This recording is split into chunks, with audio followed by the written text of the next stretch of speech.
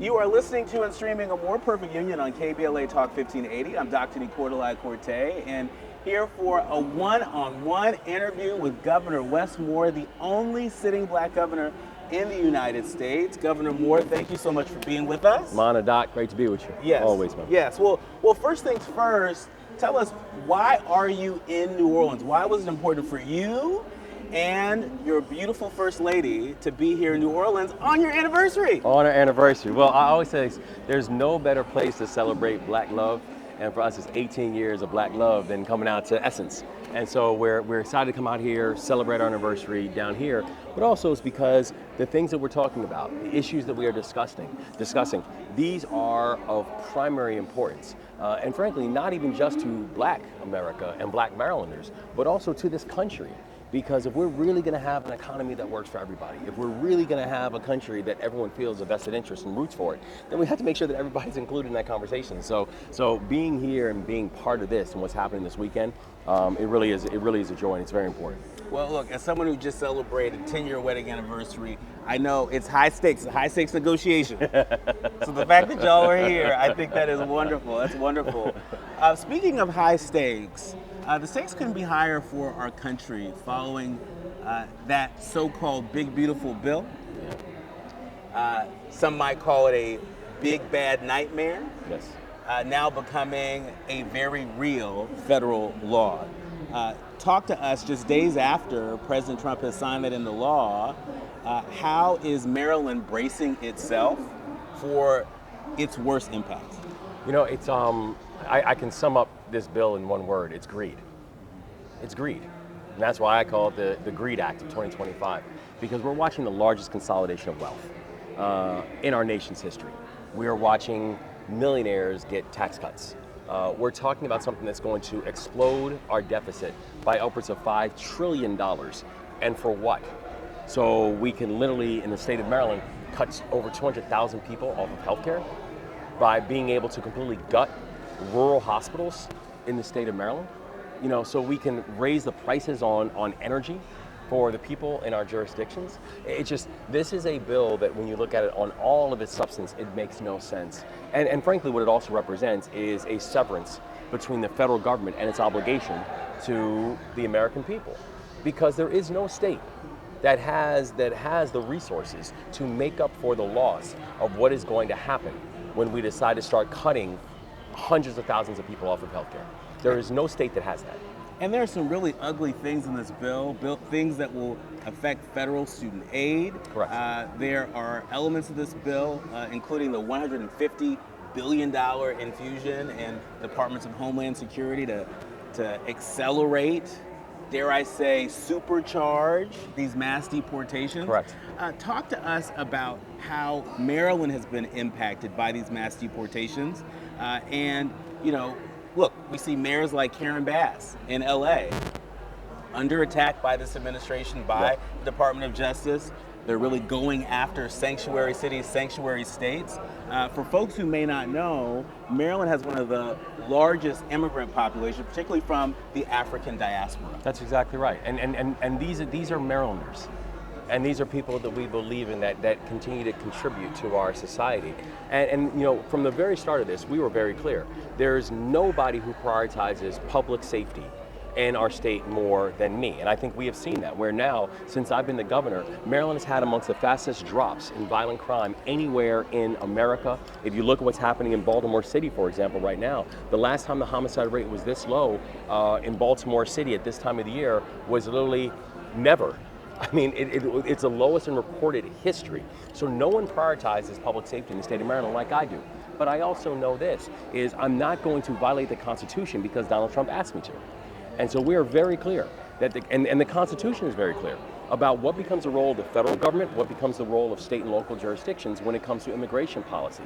This is a very personal issue for me. I come from an immigrant family, and I know we have a completely broken immigration system in this country, and the only ones that can fix that is Congress.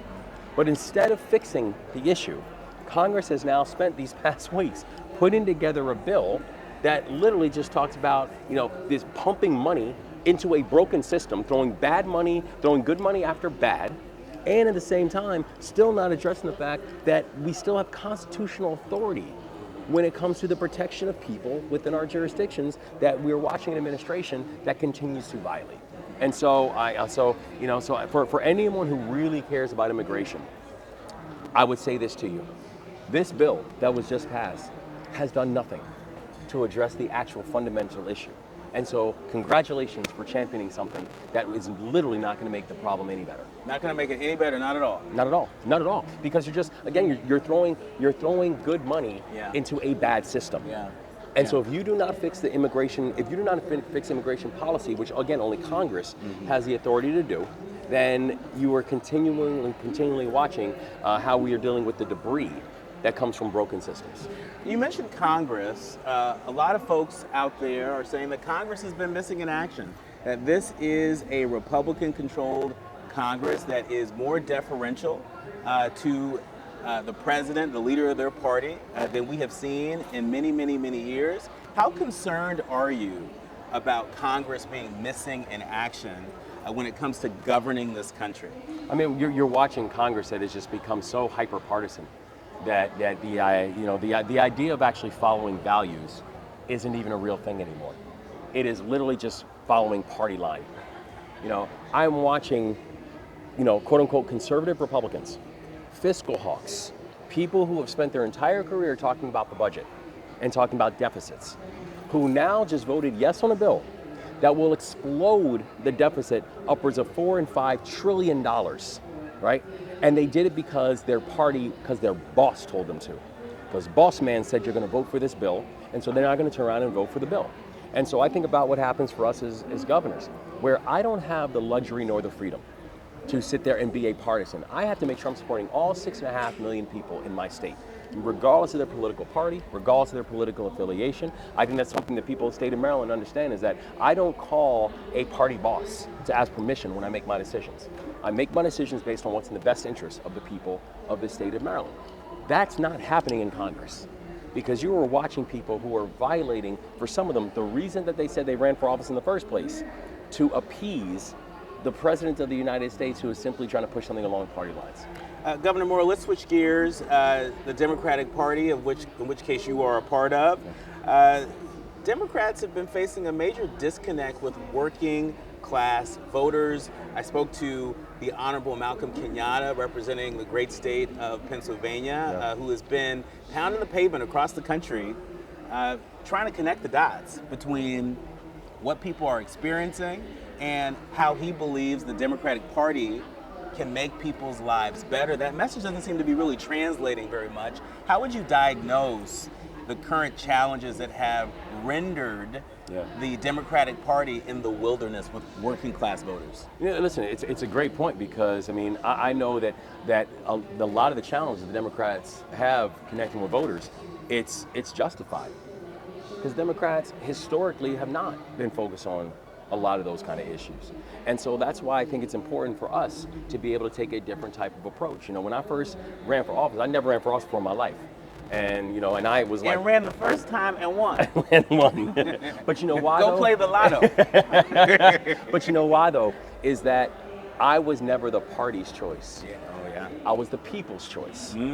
The people voted me to become the 63rd governor of the state of Maryland. And in Maryland, we focused on the same things that the people were telling us was most important to them. The reason that we in Maryland have done things like focus on getting people employed and driving down the unemployment rate, and then why we've done things like making sure that Maryland is the first state in the country that now has a service year option for all of our high school graduates. Why I signed the largest mass pardon in the history of the United States of America, and getting people back into the workforce and making sure that every sentence shouldn't be a life sentence. Why we made historic investments in apprenticeship programs and trade programs, and why now Maryland has gone from 43rd in the country in unemployment to now having amongst the lowest unemployment rates in the entire country.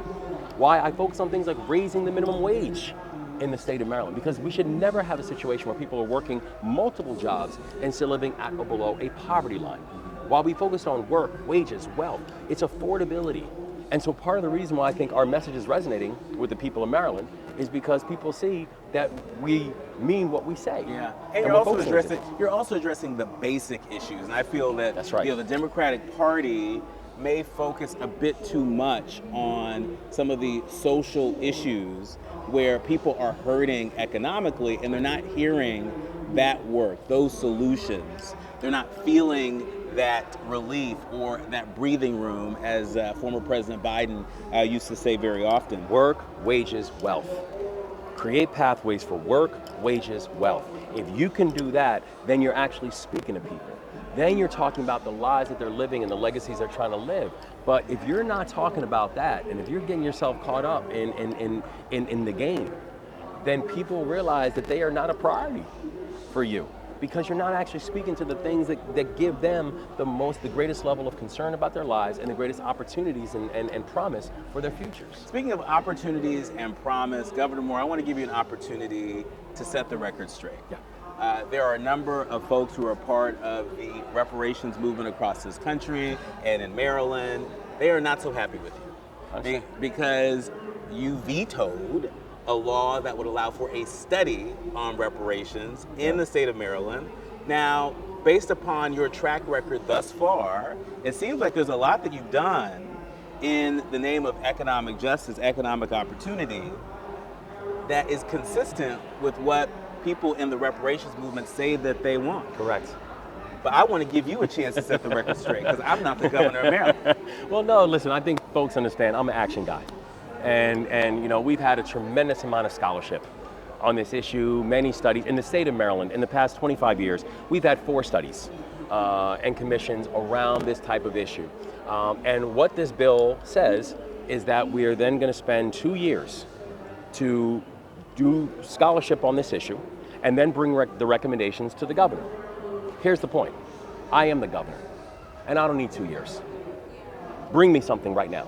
And if you look at my track record, if you look at what's happened since I've been the governor of the state of Maryland, we've invested over $1.3 billion in our state's HBCUs, which is a 60% increase that we saw from my predecessors. That we have done expungement reform and procurement reform to make sure we're actually putting state contracts with black businesses. We've increased the amount of funding towards black businesses by over $800 million since I've been the governor alone, from through state contracts. That we just announced something called the Just Communities Initiative, which is $400 million going towards communities that have been historically redlined, communities where we have seen mass incarceration being used as a tool to separate, communities that we have seen how unfair appraisal values in historically redlined neighborhoods has been one of the greatest wealth thefts that we have seen in our state's history. There is no state moving like Maryland right now.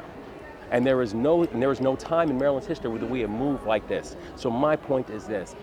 While I appreciate the work that another 2-year commission will provide, I'm ready to do the work of repair now. It sounds like you are doing the work of repair And we are now. already doing the work of repair now. And the truth is, with the type of things that we are seeing right now, when we're watching a GREED Act of 2025, which is literally trying to make HBCUs extinct, when we are watching the largest mass consolidation, which is going to drive an increase in the racial wealth gap. I'm gonna be very honest with you. I've got a little over 500 days in my first term. I'm not gonna wait 800 days to get numbers back on the commission when I'm ready to do the work right now.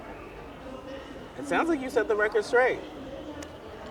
I'm standing on it. I'm standing on it. And we're standing, and we're standing with you.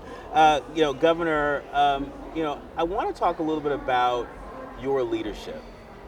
As I mentioned at the top of this conversation, you are the only sitting black governor in the United States of America. Talk to us about what is that experience like? Obviously, you are many things. You are a veteran, you are a father, you are a husband, you're a former nonprofit executive. You're a lot of things, but talk to us about being the only, right now in this moment, during the return of Donald Trump to the White House. You know, I am the only, and I'm gonna be honest with you, I also think it's a larger indictment on this country. And frankly, it's a title that I hope not to hold on to for very long, because we've got some fantastic African Americans who are running for governor in their own respective states, and I hope that they, and I hope that they're successful in that work.